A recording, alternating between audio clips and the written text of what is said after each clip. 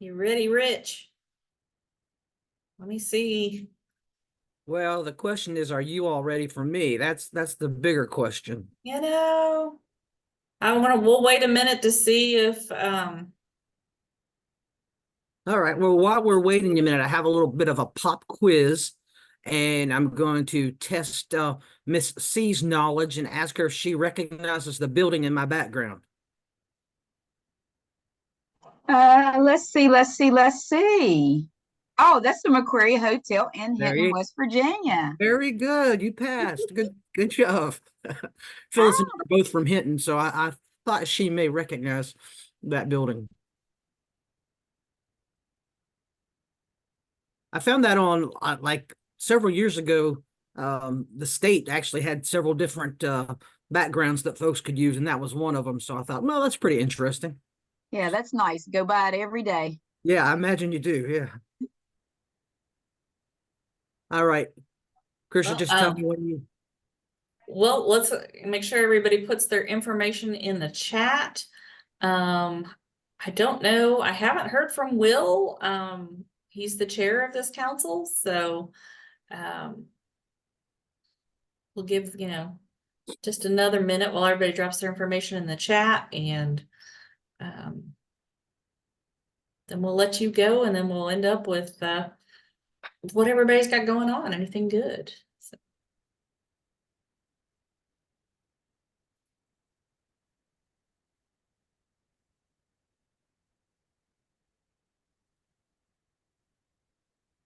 whenever you're ready to go, Rich, the floor is all Okay. yours. All right. So I recognize a lot of names and faces. There's a couple of folks on here I don't know, and I apologize. Most of you have heard this before multiple times, so just bear with me. And we'll just mostly have a discussion, and if there's questions, I'll try to answer those. And if I don't know the answer, I'll make something up. So I'm going to go ahead and share my screen. I'm going to just mostly focus on our new website that we just launched. So there's a lot of good information in there. I would encourage you all to check that out. But let me see if I can share my screen here and get to that. Well, I don't see it on there. Hmm.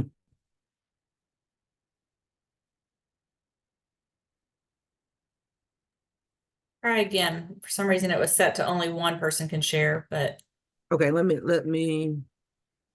I don't even see my screen that I want to share up there though. oh, okay. So let me try again. Um, there we go. All right. Can you all see that one? Yes. Okay. Great. So it's a little difficult. This bar is in my way, but so the Division of Rehab Services is the state agency that operates the federal state partnership to do the vocational rehabilitation program in the state of West Virginia. We serve individuals with disabilities of any kind, ages 14 and up. I always like to talk about a little bit about how I see the Division of Rehab Services as a method of helping or really preventing people from going into the justice system, but then also folks that do, we can help them reenter. So our mission is to help individuals with disabilities find and keep suitable jobs.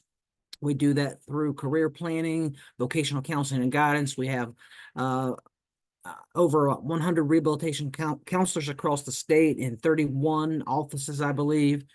But again, our mission is to help individuals with disabilities find employment, and I'll talk a little bit about that in just a minute, about what does disability look like, what that is, and we'll go to some frequently asked questions. But I always like to point out this new make a referral tab that you can go to. So if you know someone, or if you yourself or someone, you have a family member that could benefit from rehabilitation services, because there really is so much that we can do. We touch the lives of people from all walks of life, not just reentry, not just school age students, but individuals from, like I said, 14 till they don't want to work anymore. I've had individuals that I've served in their 80s that still wanted to work. Sometimes it's part-time, sometimes it's full-time, and either of those is okay. But so you can use this button here to make a referral. I think it's always best for individuals who are making a referral to establish a relationship with the local office. And again, if you don't know your local office, just reach out to me and I'll get it to you. I'll try to share it with you here in a minute. But again, you can make multiple ways. You can send in a referral, you can email folks, you can get in touch with us many different ways. So let me go to, I'm having a hard time seeing where I need to go to because this little bar is in my way. There we go, move that over there. And if someone can do me a favor, I can't see who all's on here, but a Mr. Reel, Mike Reel, was going to maybe join us. I don't know if he's joined us or not, but he is our district manager up in the Eastern Panhandle. So if you see him on here, or if he's on here, Mike, please speak up so I can let you join in the conversation, because you serve the local area and the resources and the people in that area. But again, a new website. You can make a referral. I always love to go to this about and then scroll down to our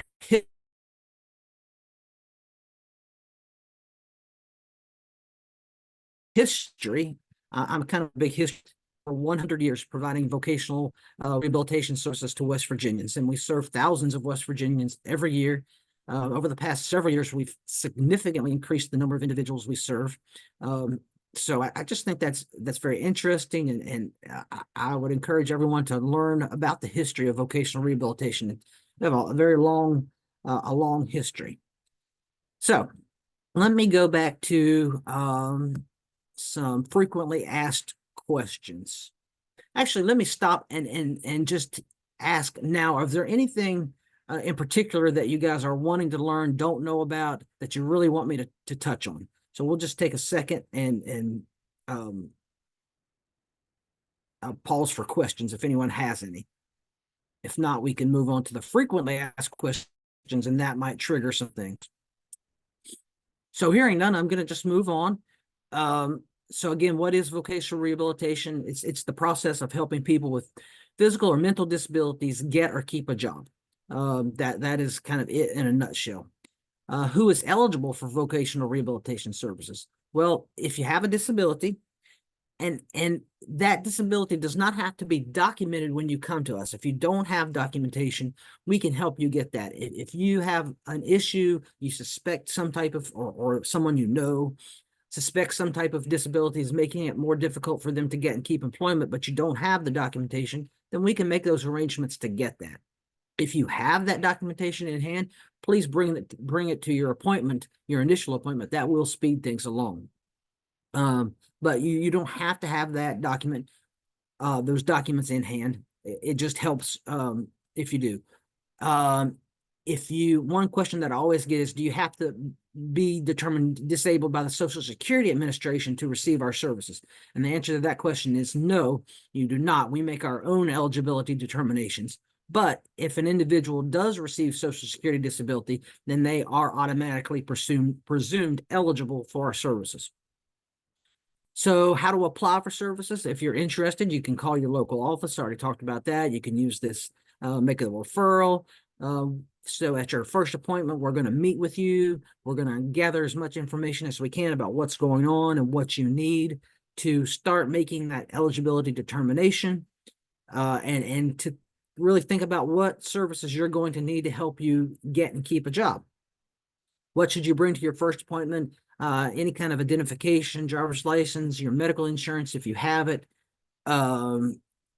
contact information, Social Security card. That's really a big one that we do have to have. And I know sometimes for the population that we serve, it's a little difficult, but federal regulations require us to to have that. Any kind of educational records that you might have, because we're going to use those to help you plan for your job. Any kind of Social Security disability award letter, if you have it, again, not required.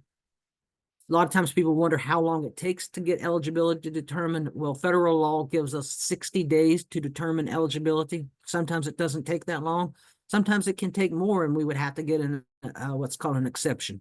If we can't get the records that we need, or if we can't do something for some reason. Can vocational rehabilitation help me get a job? Yeah, I mean, we can. We do it every day. Once you've applied for services and you've been determined eligible, then our goal is to help you plan, really to develop an individualized plan for employment. Just like an education plan or an individualized education plan, we do one for employment.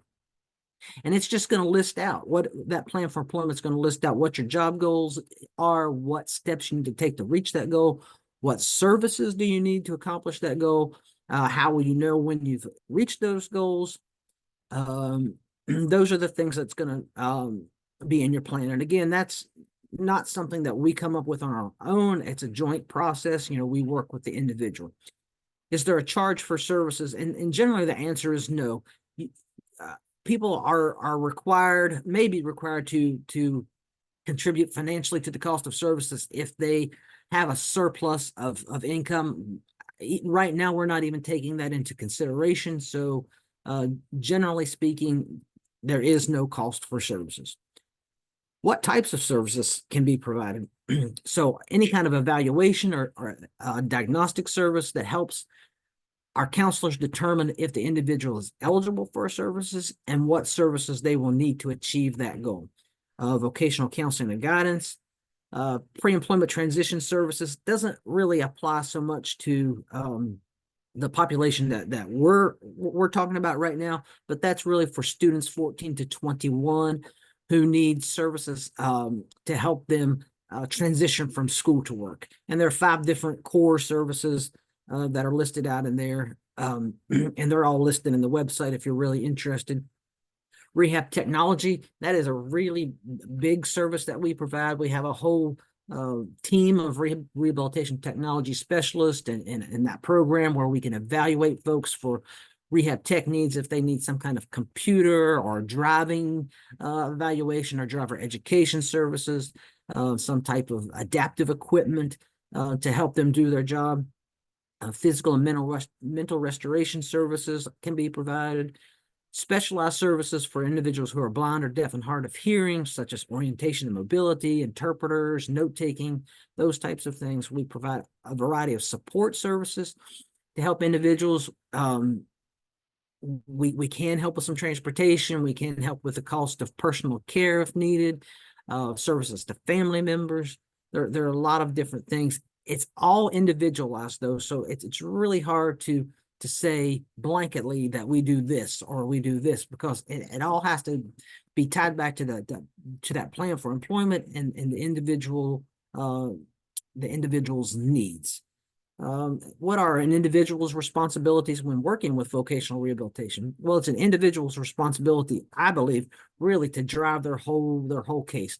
They really need to be in contact with their counselor on a regular basis, keeping them informed, telling them what they need, telling them what's working, what's not working. And the counselor, as just as well, also has responsibilities, and they need to work cooperatively with the individual. We do have every individual who applies for services has a list of rights and responsibilities. And so all those are listed here. We always like to talk about the Client Assistance Program with Disability Rights of West Virginia. And I think I saw Aaliyah on here. If you want to jump in and say anything about your program and how we work together, I'm happy to have you join in. I'll answer questions whatever you guys want me to do. Okay, but Aaliyah is great. At this moment, I'm actually just sitting here watching because I know you guys have a website, but I haven't had a moment to really dig into it. So this is the first I'm really getting to dig into this new site. Yeah, so I like it better than our old site. It's still a lot of information and there's a lot of repetitive stuff in there, but actually I kind of think that's good. That way you can find it in two or three different places. We do have something, we have to operate under what's called an order of selection. And that just means we have to serve individuals with the most significant disabilities first. Right now we are not under what's called an order of selection, but if we run low on resources, then we might have to implement that. So that's just a little bit of information. Let's see. Let me stop there and talk and ask about any questions. If anyone has any questions or comments that something I've said or something I haven't said. That's fantastic information. Thank you. How about folks with substance use disorders? Yes, so I always get that question, and generally speaking, the answer is yes. Individuals with substance disorders can qualify for our services. It's not so much about what diagnosis an individual has, for example. It's more about what are the functional limitations. Right, What right. problems do they have associated with that? And generally speaking, most individuals with substance use disorders sometimes have a co-occurring behavioral health For condition. sure, for sure. So that that certainly can qualify an individual for services. Depending on the length of use, have they done, do they have physical impairments related to that? The long-term use, memory or whatever. Jeremy could probably speak more intelligently than I can about how maybe substance use disorder can affect the brain, and it's probably somewhat similar to a traumatic brain injury. I don't know, Jeremy, you please correct me if I'm wrong, but I'm sure there's some kind of things that overlap there. But yes, so the answer to your question, I think, is yes in most cases. But again, we can't blanketly say Sure, yes. right. But when in doubt, make a referral. Absolutely. I mean, if you can get someone Right. to the So- point where they're willing to meet and talk about vocational rehab, Right. you guys are going to find, if there's a way, you're going to find a way to help. Right. Absolutely. There's very few times that I'm aware of that an individual is determined ineligible for services. I was a vocational counselor for over 10 years. I don't remember one time that I determined someone ineligible services. It probably happened, but I mean, it was very, very rare. Because most individuals who come to us and want to work with us do need some type of support and Right. have some type of a disability. And again, it doesn't have to be a significant disability. It can be, it can be mild disabilities as well. As long as, it's impacting that individual's ability to plan and prepare for employment, then I think there's generally something that we can do to assist them. I did not talk about training. Training is something that we do a great deal of, from very basic life skills training to work adjustment training to on the job training, college training, vocational training. We don't limit the type of training. Whatever that individual needs to achieve their job goal is what we can do. Again, we do have to be realistic, and we try to work with people to help them select vocational goals that are appropriate. Not everybody can do every different job. It takes certain people to do certain jobs. So we want to make sure that the job is a good match and that individuals can succeed. We don't want to set individuals up for failure. So good question. I get that. I have a part two, if that's okay. Absolutely. I'm glad you mentioned Jeremy, because it's a particular case of a former patient who had 2 TBIs in automobile collisions, and is becoming progressively aphasic. He's just not speaking. He's losing words. But he's also lost the motivation to seek help. And so his mom contacted me, and my question is, and also for the TBI Center, I guess, is how far can a family member go in helping someone whose condition actually limits their ability to seek help? So I'll just speak for rehab, and please anyone else join in. But unless they're under guardianship of some type, they have to want to do it. I mean, the family can do all they want, but all they can to encourage and support and help that individual. But unless there's some type of legal guardianship, and the individual didn't want to do it, then there's not a lot we can do. Yeah, yeah. Yeah. Jeremy and Aaliyah, you guys may have something to add. Please feel free. But that's just kind of the way I see it. And program, we run into that problem, like what Rich said, if somebody doesn't want to do something, you can't make them, and you can lead a horse to water all you want, but you can't make it drink. And what with the CAP program, and one, we were DRS to try to find ways to overcome those barriers, but we also work with the Center of Independent Living to help people live more independently, which goes hand in hand with what DRS does as well. But yeah, and just to kind of, I'm listening to the questionnaire. Yeah, that's kind of, he has to take that first step. that's right. That's where we landed. Yeah, I mean, a compassionate persistence and making the resources available, checking back in, maintaining trust, all those things are about, as much as we can do. Right. So thank you. No, and if they have that brain injury, I mean, if it's particularly if it's a frontal lobe injury, that executive functioning is probably not the quite 100%, and that motivation, like you mentioned, might be a hurdle. So obviously our program can even maybe not necessarily, it maybe just realize that the brain injury is causing that too. You know what I mean? That even the awareness of even describing some of that could potentially help also. So David, I'll probably be reaching out to you after the meeting as well, just to kind of chat and give you some of our information. That'd be awesome. I've actually already copied your email, Jeremy. So I'll send that first. Thanks so much. Thanks. So go ahead, Leah. I'm going to piggyback for just a second, just because I know you've talked about CAP, but disability rights also has a protection and advocacy for traumatic brain injuries, which we're not going to bring up. I don't want to go into too deep because that's going to eat into Rich's time, but please go to our website. I put it in the chat, and I'll put it in there again so you don't have to scroll back. We actually do have a TBI specific protection and advocacy program that might be of assistance for this particular case. And now I'm going to be quiet so I can get just wait. So Awesome. Thanks. Leah. I'll just hit this, find an office near you. That way you can locate your offices.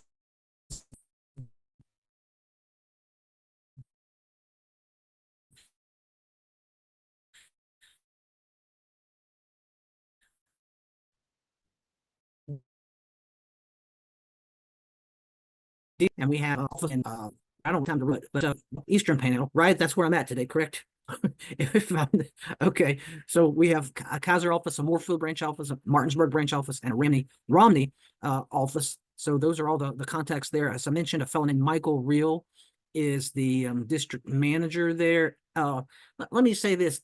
Every office has a branch manager, and then we also have district managers. So if you're having trouble accessing services for an individual, reach out to the supervisors. Just call and ask to speak to a supervisor if you're not getting responses. You can reach out to me, and then if we're not responding, then we have the disability of Aaliyah, and you can reach out to them and say, hey, we're having trouble accessing services. So there's ways to make sure. We're not a perfect system. We have turnover, we have high caseloads. It can be very difficult to provide good quality services.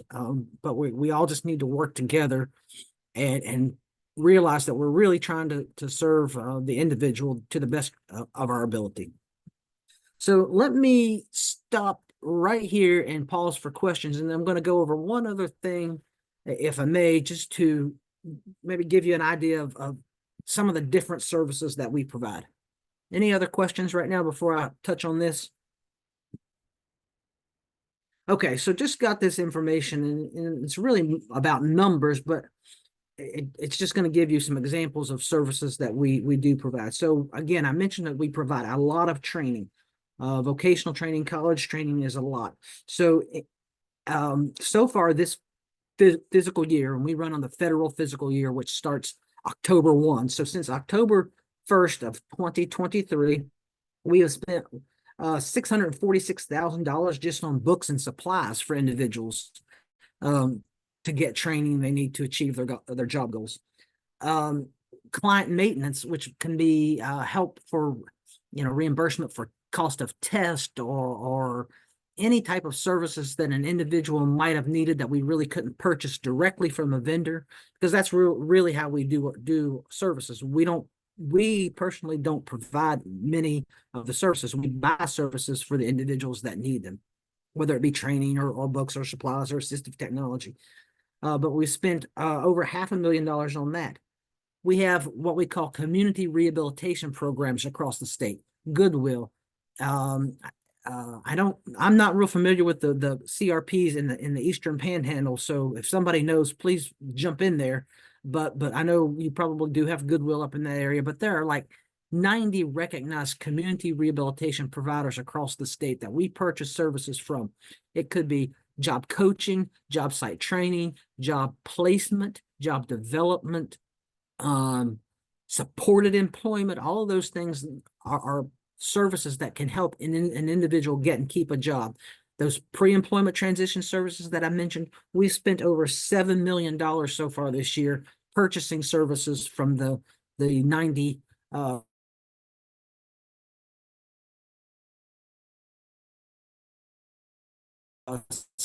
some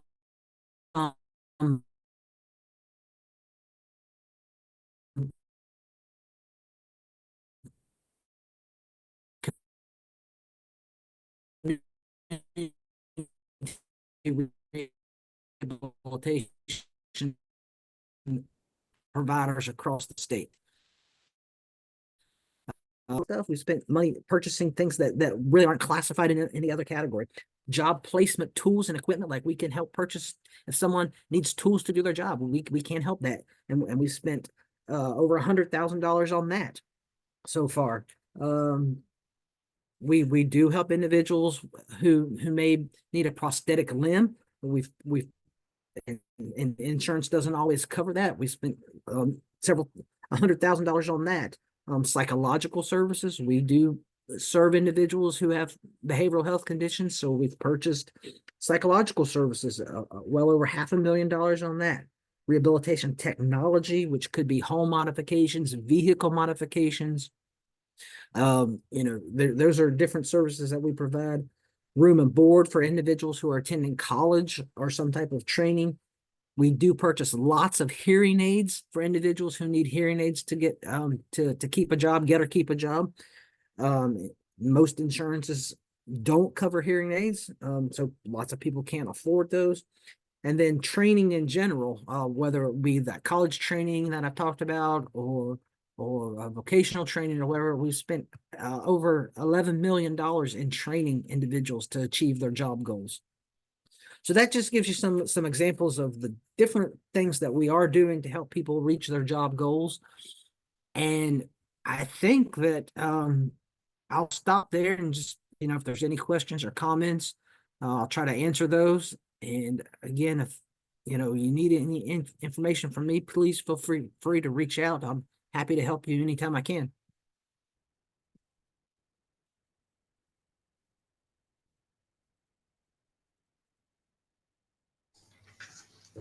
Awesome. Thank you, Richard. I used to be a job coach over in Virginia a couple of years ago and worked with the DARS program over there.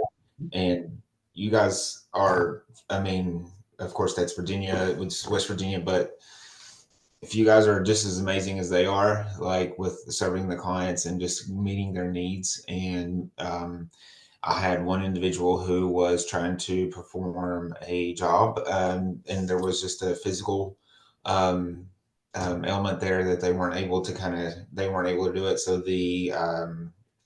we had someone come out, look at what was happening, and just create this tool that was helping them to do their job. Right. So I'm thankful that you're here and that we can refer everyone over to you, because for reentry, a lot of times finding a job is one of our biggest barriers outside of housing and transportation, but employment, they have to have money and you have to have an income in order to get them, to find housing. And sometimes you have to have a house in order to find a job. So, I mean, that's definitely something, it's a catch-22. So Yes, I really sir. appreciate you.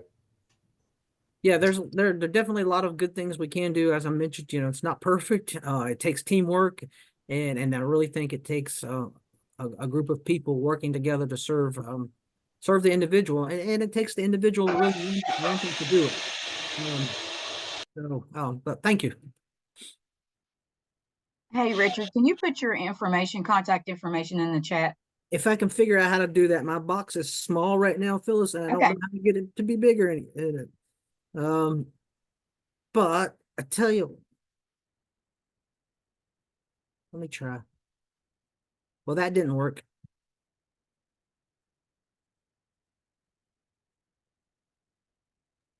Tell you what I'll do. I'll find your email. I know I have it somewhere, and I'll just email you so you can have it, or maybe Krisha can send it out to folks. I don't know why When you stop screen share, it'll probably return back to well, normal. let me try that then. Except I don't even see how to stop screen share now. I'm really.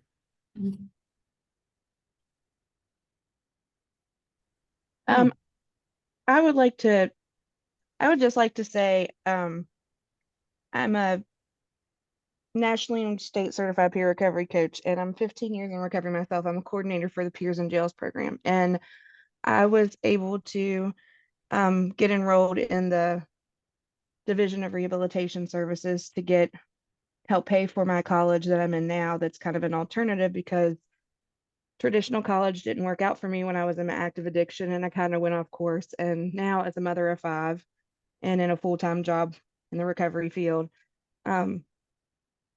this is helping me work towards getting my master's degree. So it's really a great program, and we've enrolled a lot of people.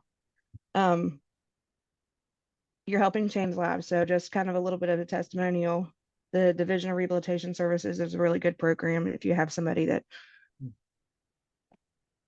Thank you very much. And I did just figure out how to get the chat back, so I'll drop that in there, and then I'll just take one. Oh, well, it's already done for me. Thank you. Yes, the PRSS, we have really worked hard. The Bureau for Behavioral Health approached us probably last year, and we're just talking about how difficult it was for individuals who were wanting to become peer recovery support specialists to get those required 500 hours. They couldn't get paid to do it because the agency they were working for couldn't bill Medicaid, so they weren't able to pay. So we were able to utilize our on-the-job training program for peer recovery support specialists, and we've really trained a large number of individuals and are still in the process of doing that. So that's been a pretty successful program. So thank you for bringing that up. And there are a lot more people on here than I thought. So I'm glad I didn't see everybody. I would have been more nervous.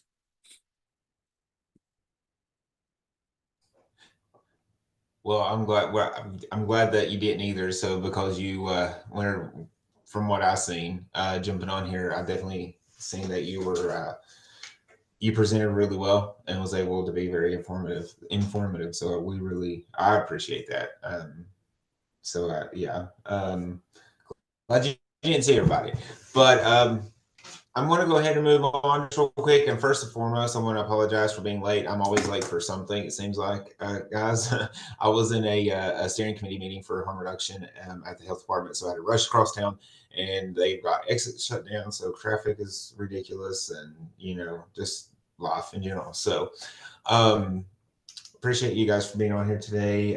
Does anybody have any needs, any stories, successes, anything like that they'd like to share with us today?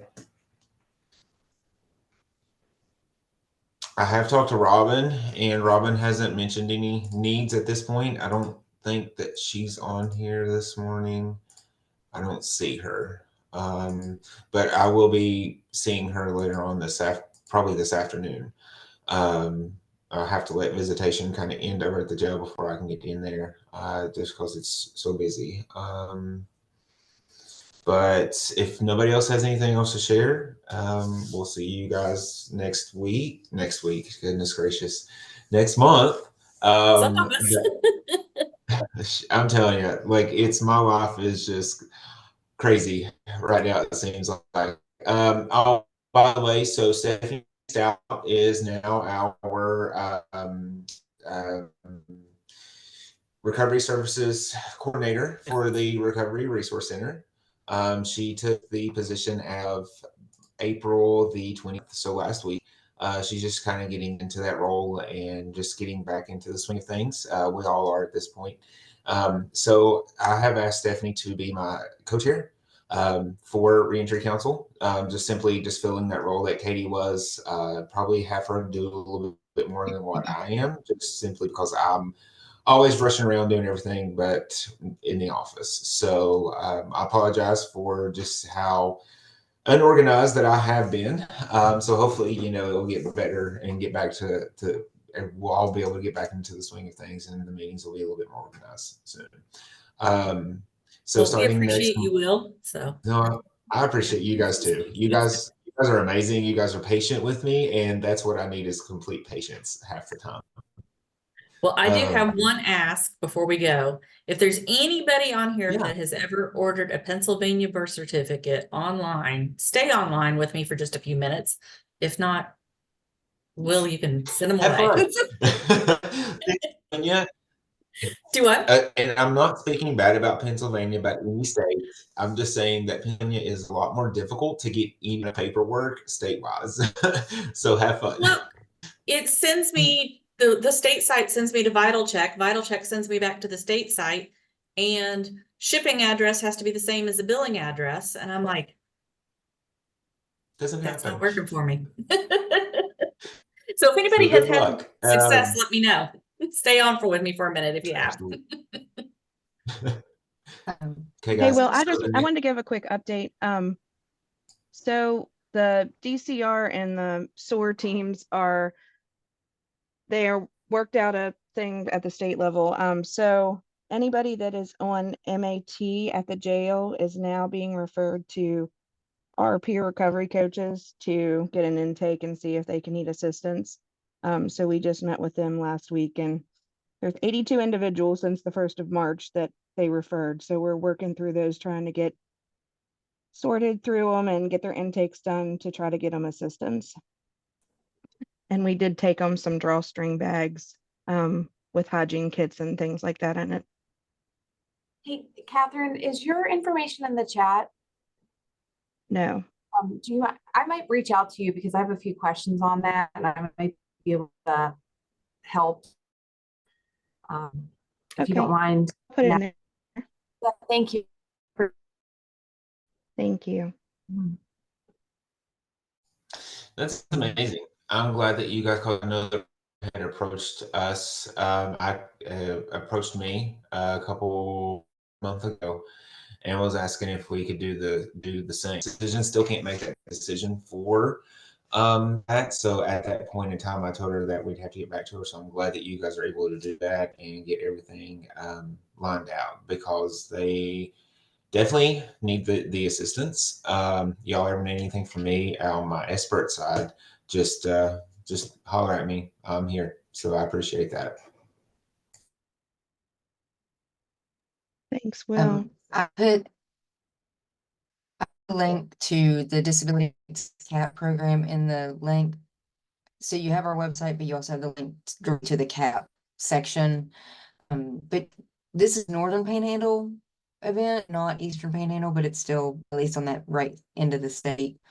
Ohio County is doing a resource fair on Wednesday, May 22nd. I'm there, but don't know who all else is gonna be there, but if anyone is up in that area and Wheeling area, might be a good place for them to go just to get some more resources. Awesome. Thank you for sharing that. And yeah, you guys reach out to her because I mean, yeah, we're supposed to, we're mostly Eastern Panhandle, but I know that the majority of us are all over the state. So definitely do whatever you can. And if you guys need anything from me, reentry wise, resource center wise, whatever the case may be, harm reduction wise, I'm here. Just holler at me. I can do whatever I can. But if nobody else has anything, our Oh, next sorry, meeting. Will. I just Yeah, did go ahead. one thing. Loving Our Community is going to be in Charlestown at Asbury United Methodist Church on Friday, May 17th. So a week from Friday. And I'm looking for the flyer. It's on my phone. I'll get it to my computer somehow and email it to you. Maybe you can pass it along, but it's a great mutual aid event. The one in Martinsburg is going gangbusters. We're getting over 100 folks every other month there at First Presbyterian. Great public health services, social services, wonderful community meal, great fellowship. So we're doing HIV screening, I think some hepatitis screening, health screenings, things like that. So yeah, May 17th, Asbury United Methodist Church in Charlestown. Awesome. And, Thank you so much. Yeah. Yeah, and I know that Stephanie was telling us before that we're definitely going to be participating a little bit more as a resource center, a little bit more with those. So that's amazing that That'd be great. Yeah, That'd be we great. can continue being a partner, community partner with that. So sorry, I'm glad that you mentioned May 17th because May 16th is going to be our open house now. Stephanie has stepped into her role, so we wanted to wait for her to step into that role and for her to be here and kind of settled in before the meeting. Not the meeting, I'm sorry, for the event. I know that it was kind of last minute. Sent out an email a week before. It didn't go out for some reason, so we're got all that fixed out. So you guys come on by, say hi to everybody, meet some people. But May the 16th, the Thursday, May 16th from 11 to 1, we're going to be having our open house. So just swing by. Okay. Anybody else have anything else? Our next meeting is going to be June the 4th. So at 10 o'clock, we'll see you guys there. Bye, guys. Have a good day. Have a good week. Stay Thanks, safe. everybody. Well.